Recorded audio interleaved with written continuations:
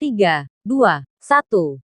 Penyakit ngorok atau CRD, Chronic Respiratory Disease, dikenal juga sebagai flu-nya ayam, di mana sistem pernapasan ayam terganggu sehingga menimbulkan suara saat si ayam bernapas. Lantas, bagaimana cara mengatasi ayam ngorok? Apakah bisa ditangani dengan cara tradisional? Tentu saja bisa, yaitu bawang putih. Bumbu dapur yang berbau khas ini ternyata dulunya lebih dikenal sebagai bahan obat-obatan tradisional. Kok bisa?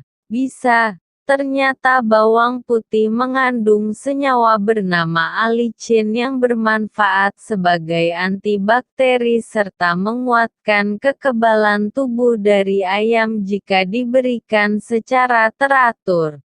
Bawang putih, obat tradisional satu ini sudah banyak dikenal karena kemampuannya dalam meredakan masalah pernapasan yang diderita oleh ayam. Inilah cara penggunaannya. Parutlah bawang putih lalu ambil sarinya dan campurkan dengan sedikit air hangat. Setelah itu, minumkan pada ayam yang sakit. Lakukan 2 kali sehari, pagi dan sore hari.